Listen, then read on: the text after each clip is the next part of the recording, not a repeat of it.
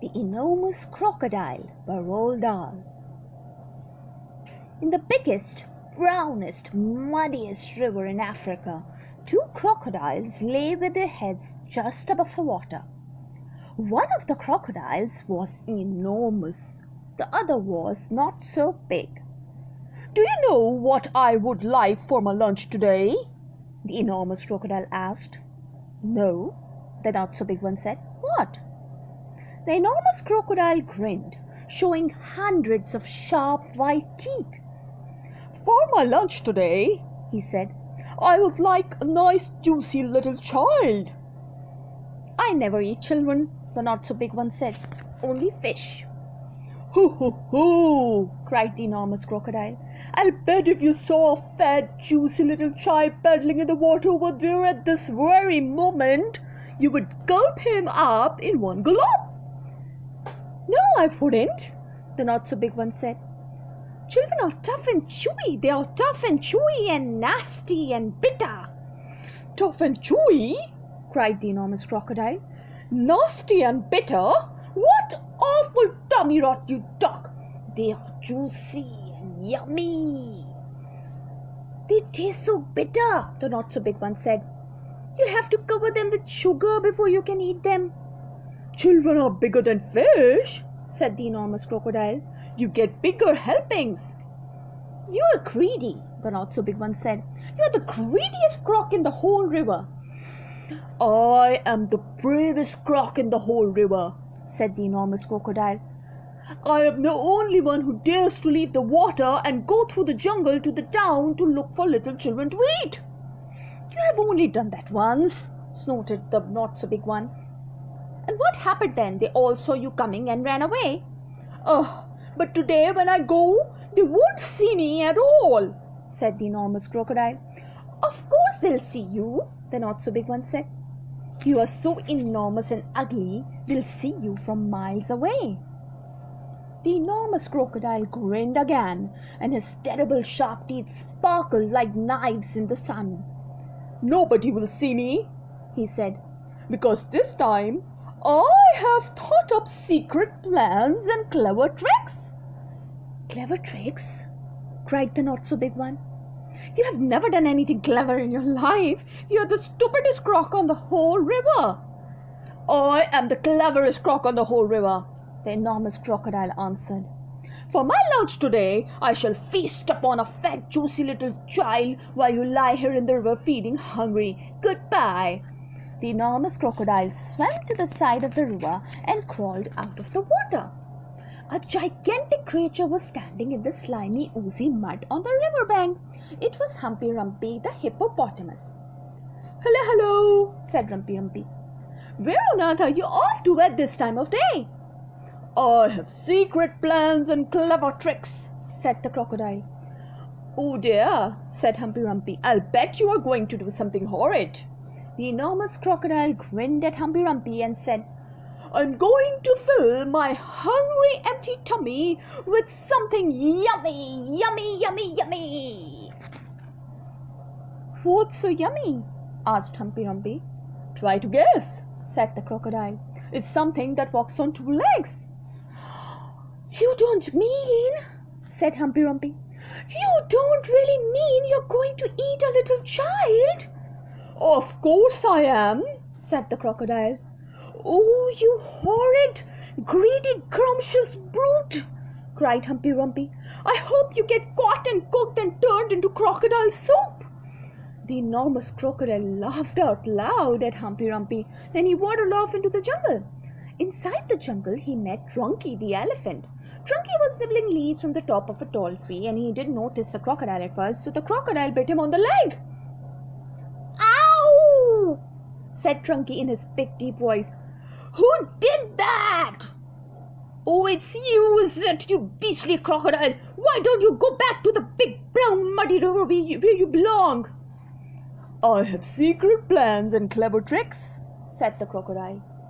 "You mean you have nasty plans and nasty tricks," said Trunky. "You have never done a nice thing in your life." The enormous crocodile grinned up at Trunky and said, "I'm off to find a yummy child for lunch. Keep listening, you'll hear the bones go crunch. "Oh, you wicked, beastly beast!" cried Trunky.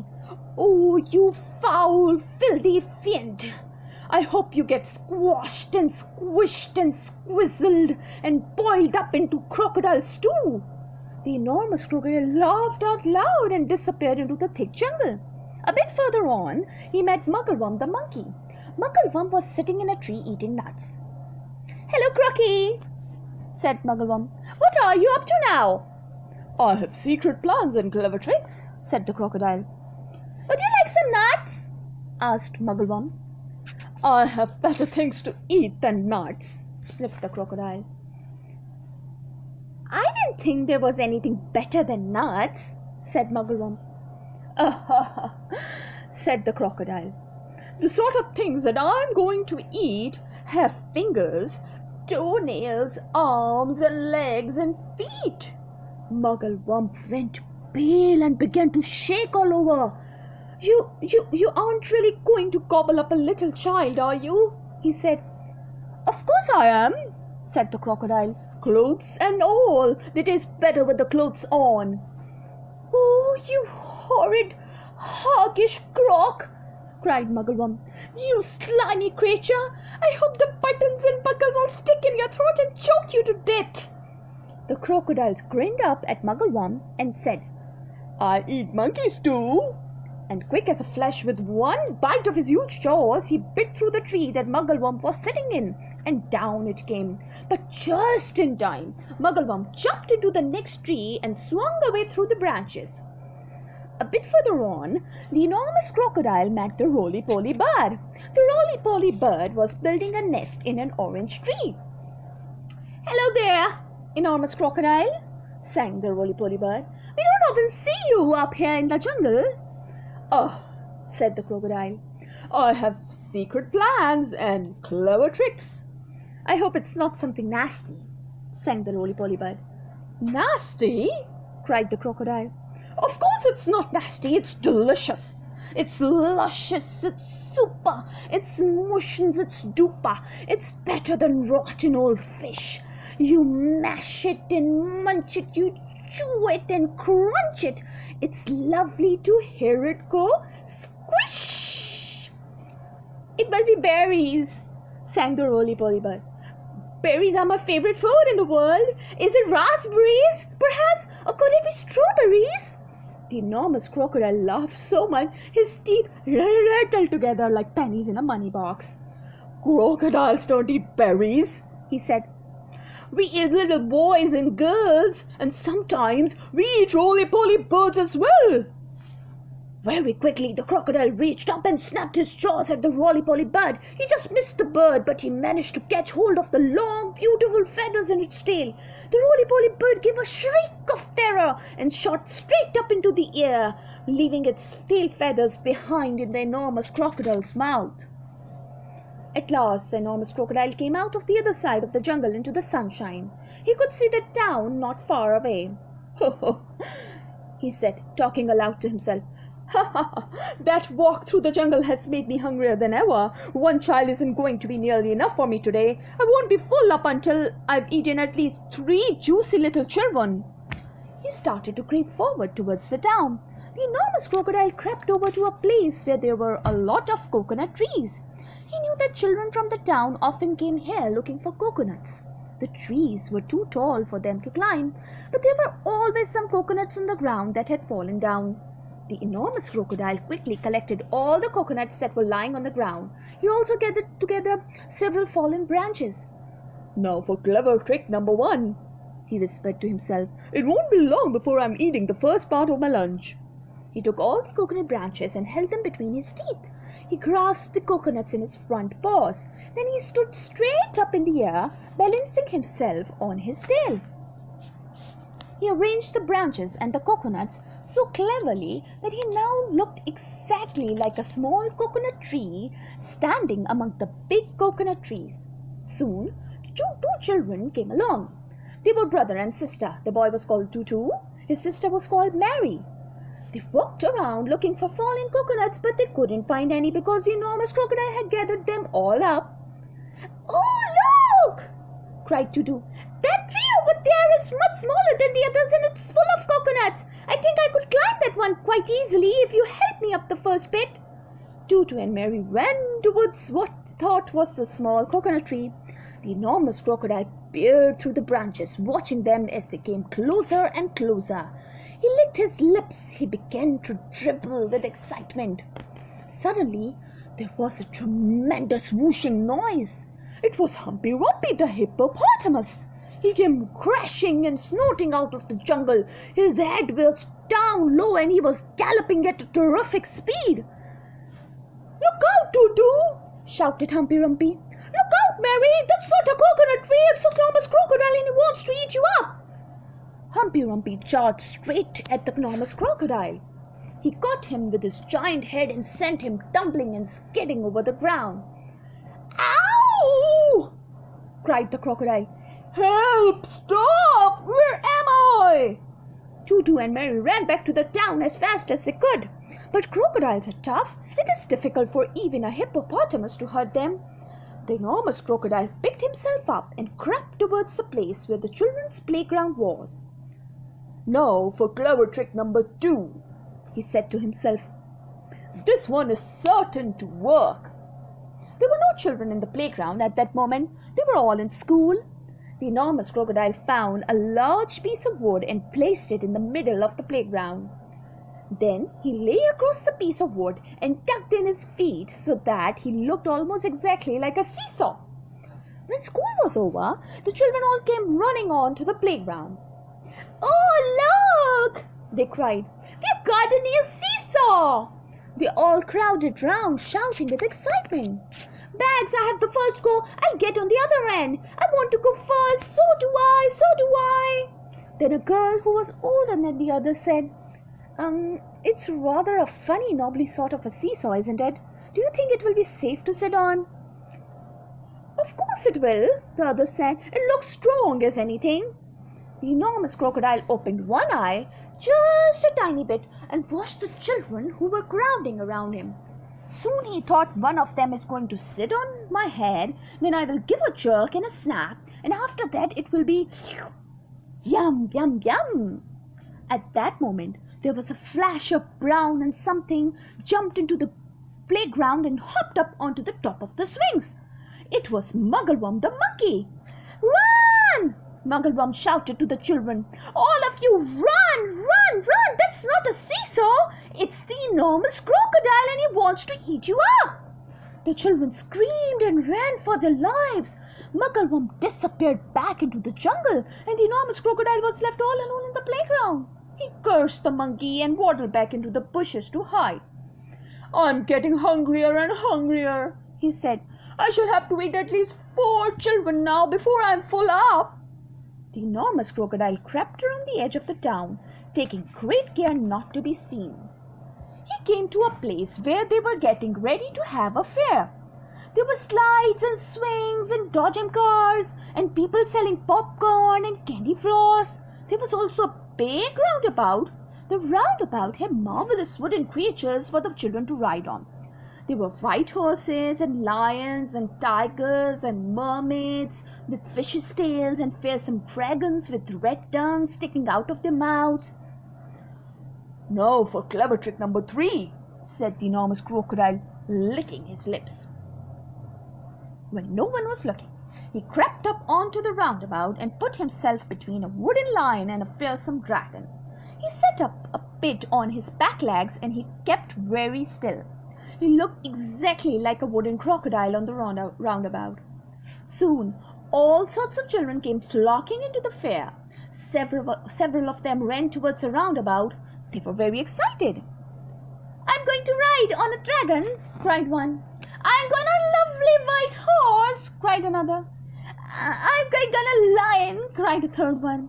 And one little girl, whose name was Jill, said, "I'm going to ride on that funny old wooden crocodile." The enormous crocodile kept very still, but he could see the little girl coming towards him. "Yummy, yummy, yum," he thought. "I'll gulp her up easily in one gallop." Suddenly there was a swish and swoosh, and something came swishing and swooshing out of the sky. It was It was a roly-poly bird. He flew round and round the roundabout singing, "Look out, Jill! Look out! Look out! Don't ride on that crocodile!" Jill stopped and looked up. "That's not a wooden crocodile," sang the roly-poly bird. "It's a real one. It's the enormous crocodile from the river, and he wants to eat you up." Jill turned and ran. So did all the other children. Even the man who was working the roundabout jumped off it and ran away as fast as he could. The enormous crocodile cursed the roly-poly bird and brought her back into the bushes to hide. "I am so hungry now," he said to himself. "I could eat 6 children before I'm full up." Just outside the town, there was a pretty little field with trees and bushes all round it. This was called the picnic place. There were several wooden tables and long benches, and people were allowed to go there and have a picnic at any time. The enormous crocodile crept over to the picnic place. There was no one in sight. "Now for clever trick number 4, he whispered to himself. He picked a lovely bunch of flowers and arranged it on one of the tables. From the same table he took away one of the benches and hid it in the bushes. Then he put himself in the place where the bench had been. By tucking his head under his chest and by twisting his tail out of sight, he made himself look very much like a long wooden bench with 4 legs. Soon 2 boys and 2 girls came along carrying baskets of food. They were all from one family, and their mother had said they could go out and have a picnic together. "Which table shall we sit on?" said one. "Let's take the table with the lovely flowers on it," said another. The enormous crocodile kept as quiet as a mouse. "I shall eat them all," he said to himself. "They will come and sit on my back, and I will swizzle my head around quickly, and after that it will be squish, crunch, glop." Suddenly a big, deep voice from the jungle shouted, "Stand back! Stand back, children! Stand back!" The children stopped and stared at that place where the voice was coming from. Then, with the crashing branches, Trunky the elephant came rushing out of the jungle. "That's not a bench you are going to sit on," he bellowed. "It's the enormous crocodile, and he wants to eat you all up." Trunky trotted over to the spot where the enormous crocodile was standing, and quick as a flash he wrapped his trunk around the crocodile's tail and hoisted him up into the air. "Hey, let me go!" yelled the enormous crocodile, who was now dangling upside down. "Let me go! Let me go!" "No," Trunky said. "I will not let you go. You have all had quite enough of your clever tricks." Trunky began to swing the crocodile round and round in the air. At first he swung him slowly. Then he swung him faster and faster and faster and faster still. Soon the enormous crocodile was just a blurry circle going round and round Trunky's head. Suddenly, Trunky let go of the crocodile's tail, and the crocodile went shooting high up into the sky like a huge green rocket. Up and up he went, higher and higher, faster and faster. He was going so fast and so high that soon the earth was just a tiny dot miles below. He whizzed on and on, he whizzed far into space. He whizzed past the moon, he whizzed past stars and planets, until at last, with the most tremendous bang, the enormous crocodile crashed headfirst into the hot, hot sun, and he was sizzled up like a sausage.